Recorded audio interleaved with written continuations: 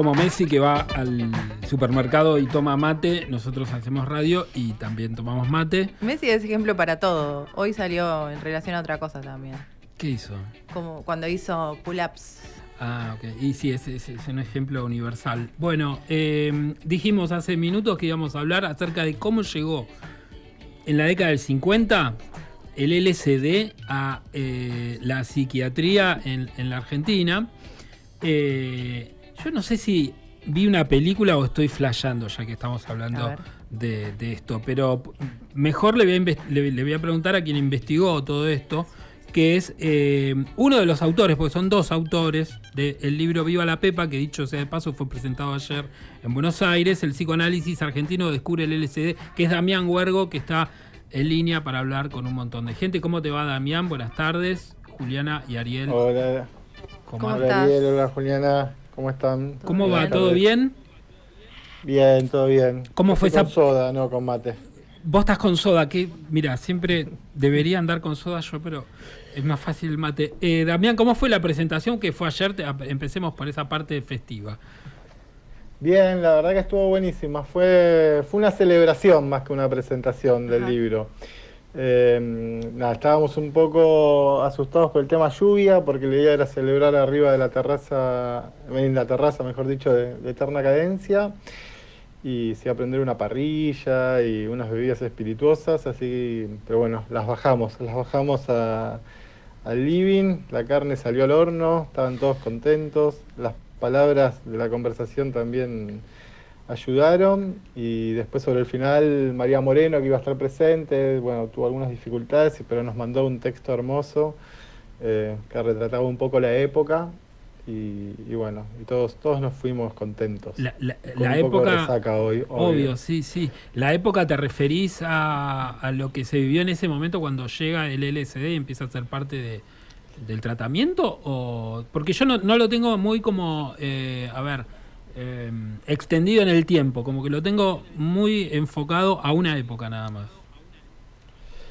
Sí, que si lo ponemos en términos de época y de movimientos culturales acá de Argentina, es como un fenómeno pre-italiano, pre al Instituto de Itela. Es como que arranca en los 50, en el 53, y fuerte es hasta el 66. Bueno, después ahí ya en los primeros 60 convive con el de Itela, y muchos de los artistas, escritores, poetas, músicos que pasaban por estas clínicas, después tenían como la autopista directa al Instituto de Itela. Pero eso en términos más culturales y de movimientos de vanguardia. Lo que es el trabajo de los psicoanalistas con el LSD arranca en los primeros 50, y el trabajo fuerte es hasta el 62, 63 más o menos. Perdón, Juli. No, ¿y quién es, si hay un referente o una referenta que empieza a aplicar esta droga en el ámbito de la psiquiatría o de la medicina también?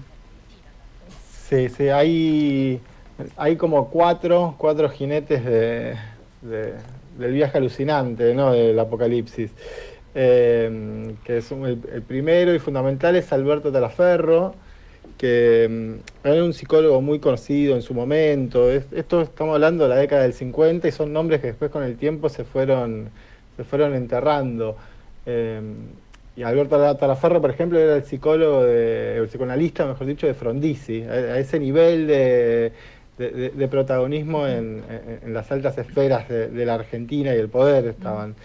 Bueno, Alberto Talaferro fue uno de los primeros en conseguir las famosas valijas con ampollas que enviaban desde el laboratorio Sandoz. El laboratorio Sandoz fue donde Hoffman hizo el descubrimiento mágico y el famoso viaje después con la bicicleta y todo Claro. esto, que es más que ya entró dentro de lo que vendría a ser los relatos de la contracultura también. Damián, Alberto ahí Talaferro. te pongo un paréntesis. ¿Es cierto que él recibe la valija de ampollas con LSD y su mucama la tira? Eso es lo que nos contaron. Nosotros trabajamos mucho con segunda y tercera fuentes por una Claro. cuestión de recrear una época donde los protagonistas ya no estaban.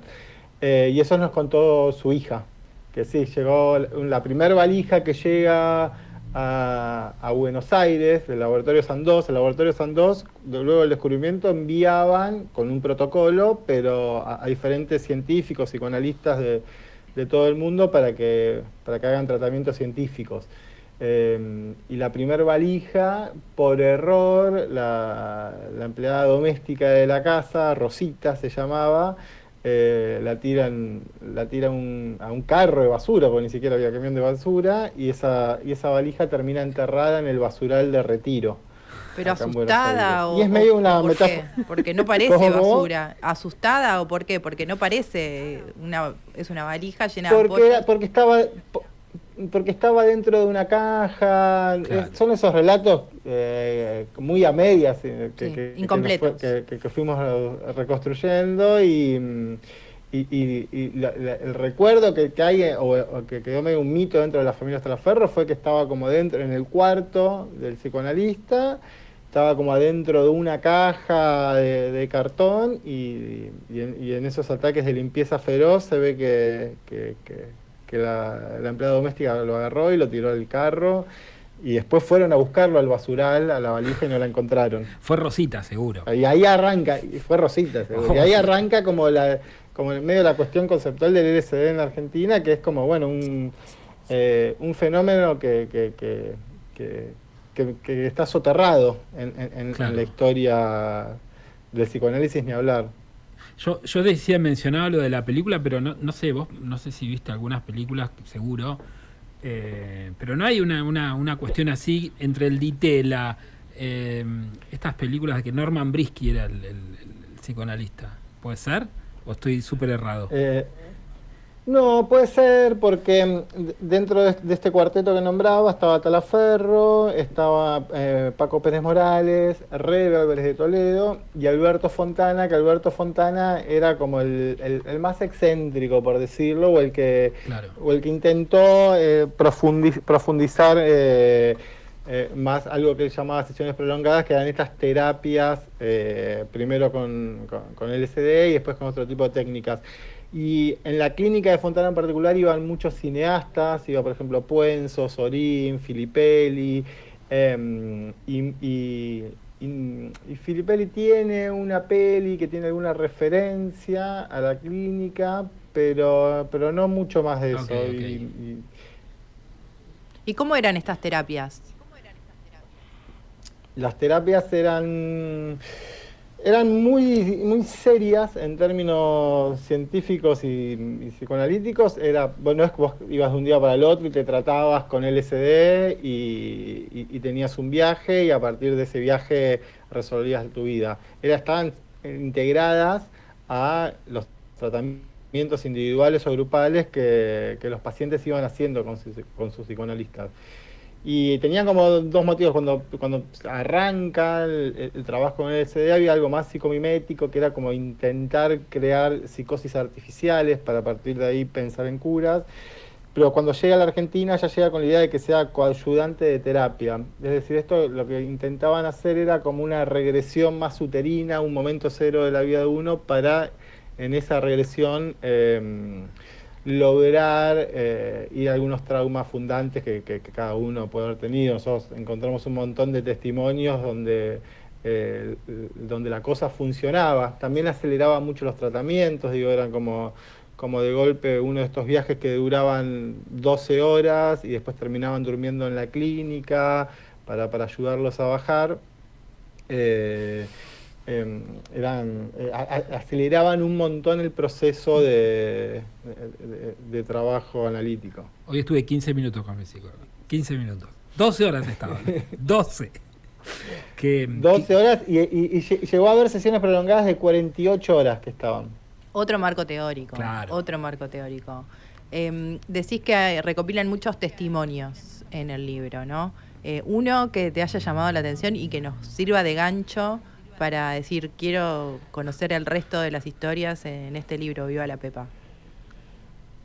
Y hay como varios, por ejemplo, bueno, y porque aparte iba gente como muy variopinta, muy diferente, no sé, desde Noelle Tric hasta Graciela Fernández Mejide, que bueno, tuvimos la suerte de poder entrevistar a los dos, y bueno, y ambos nos han contado cómo les cambió su perspectiva de vida en ese momento. Pero bueno, en términos curativos, tenemos muy presente un director de teatro llamado Gandolfo, que era como el maestro de Alberto Ure, que también estaba dentro de este mambo.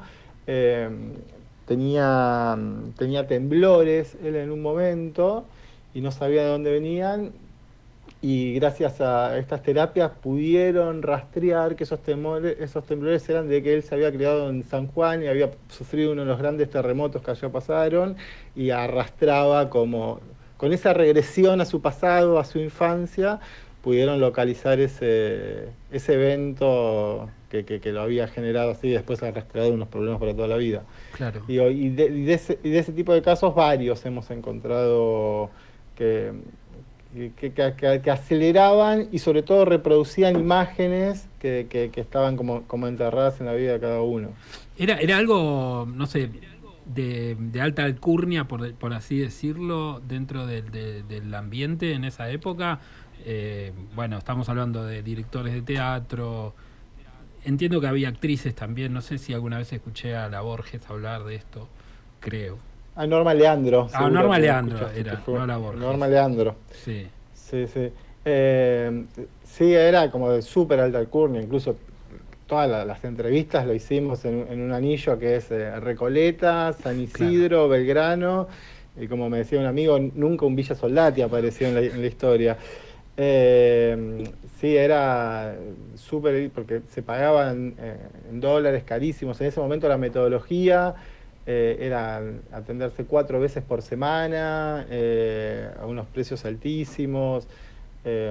Siempre fue como este sector así como súper elitista que tuvo acceso al psicoanálisis en Buenos Aires sobre todo. Pensemos que es una época más freudiana, y Melanie Klein eran como las referencias, no era... Todo esto es una movida pre-lacaniana. Entonces es importante nombrar eso, porque ahora estamos como asociamos el psicoanálisis a las terapias más lacanianas, Diván, etcétera, pero bueno, viene más de esta época y muy exclusivo sobre todo. Eso que contabas de buscar lo fundacional del trauma es muy freudiano, justamente.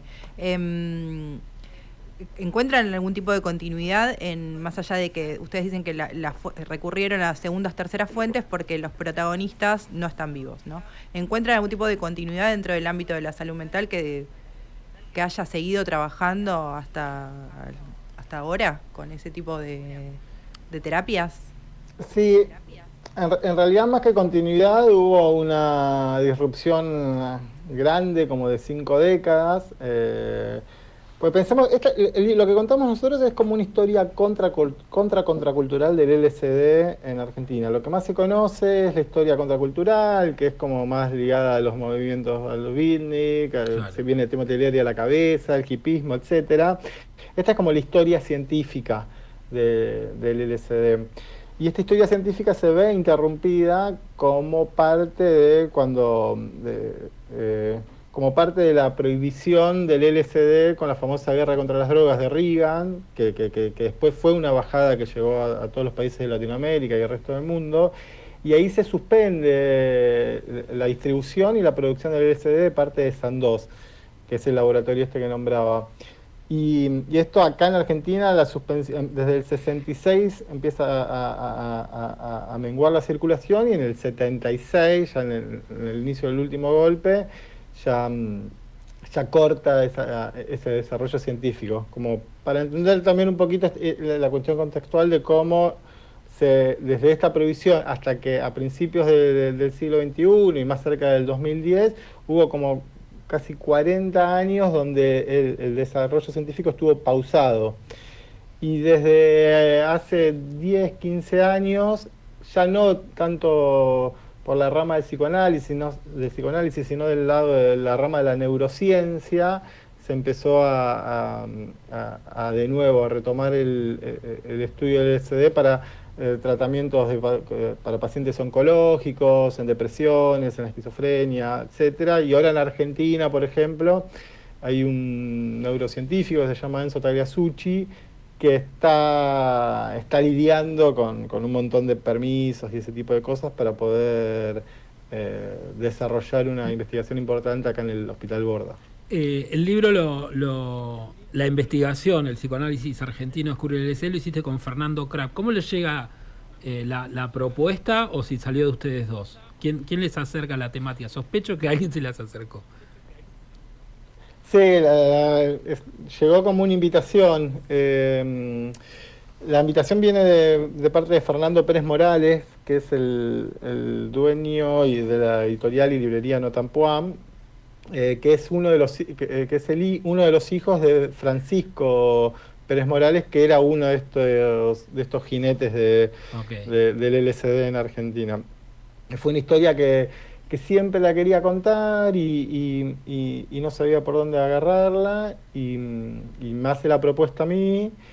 Yo venía de publicar un libro sobre las drogas, pero más desde un lugar oscuro, desde las adicciones y eso, y cuando me hace la propuesta de trabajar sobre el LSD, me pareció como divertidísimo, y seguir trabajando en las drogas, pero desde una dimensión más luminosa, me encantó, y me sugirió si no lo quería hacer con Fernando. Él venía a escribir un libro sobre la colectividad japonesa, me gustó, es muy amigo mío, conozco su método de trabajo, es muy riguroso.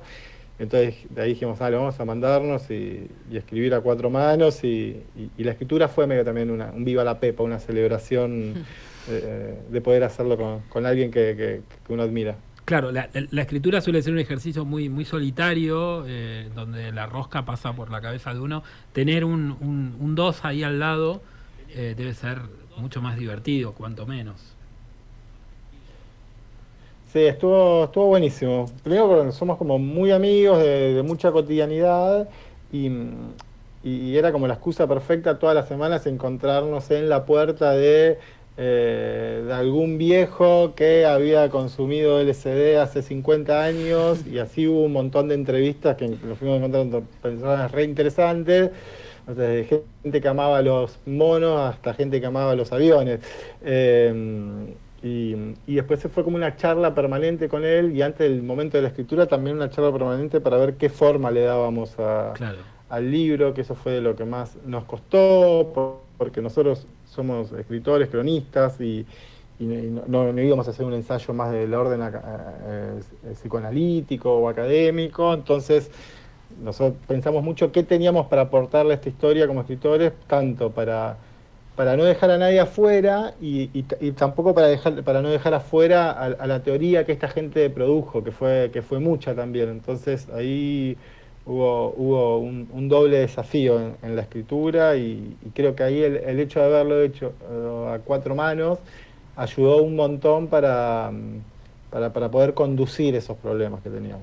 No llegaron a La Plata, ¿no? Porque yo no sé, imagino en La Plata que capaz que por toda esta pintura que estás haciendo seguramente alguien probó. Sí, hemos llegado, hay gente que ha estado metido en esto, pero no, nos centramos en las clínicas de acá de Buenos Aires, que era como que fue el fuerte en su momento. Bueno, viva la Pepa, el psicoanálisis argentino descubre el LSD, ya se consigue, imagino, Damián. Ayer fue la presentación. Quienes están escuchando y quieran continuar, obviamente, con la lectura, ya lo pueden hacer porque lo pueden comprar, ¿no? Sí, ya está en librerías, ya vino con un premio del Fondo Nacional abajo del brazo también, así que está listo para que se lo regalen. Todos tenemos un amigo o una amiga psicoanalista, o un amigo o una amiga drogón, así que es un buen libro para regalar esta Navidad. ¿Quién no, Tiene no? un gran público. Sí, cuando dijo viene con un regalo, digo, ¡ay no! ¡Ay no! ¡Ay no! No. Ayer en la presentación hubo mucha demanda, pero bueno. Me imagino. Hicimos lo que pudimos. No, está bien, hasta ahí. Y bueno, no se puede todo, che. Hasta ahí.